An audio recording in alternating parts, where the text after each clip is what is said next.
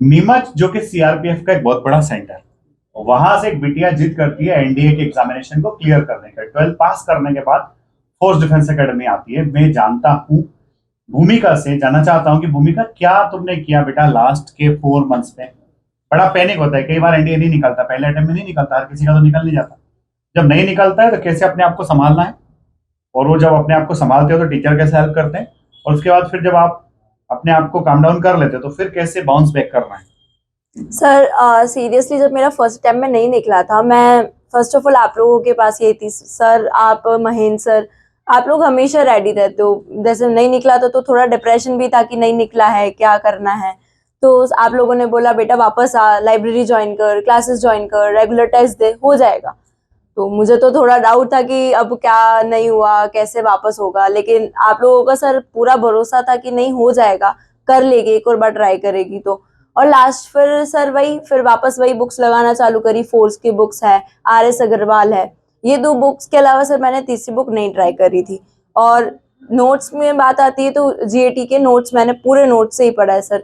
जैसे जियोग्राफी के बिल्कुल ये फोर्स से जो नोट्स मिलते हैं उन्हीं से पूरा पढ़ा था। महेंद्र सर पढ़ाते इतना अच्छा है सर। उसके बाद केमिस्ट्री, फिजिक्स, ये सब भी नोट से ही पढ़े थे सर। और हम लोगों को PYQ आप लोग प्रोवाइड करवा ही देते थे, तो ज्यादा दिक्कत हम लोगों को होती नहीं थी। अलग अलग बुक्स पे जाने का था, वो हुआ ही नहीं कभी। और इंग्लिश वॉकैब के लिए भी फोर्स की बुक थी। क्वेश्चंस लगाने के लिए हम लोग कभी कभी पिनाकल यूज कर लिया करते थे। बस सर यही सब था, और ज्यादा इतना सारा बुक्स पे मैं कभी डाइवर्ट हुई नहीं सर। जितनी बुक्स थी उन्हीं बुक्स पे रही थी। लास्ट क्वेश्चन भूमिका कि अगर भूमिका को एनडीए का एग्जाम देना होता जो अप्रैल में, और आज दिसंबर में प्लानिंग कर रही होती, तो 4 महीने की क्या प्लानिंग करती?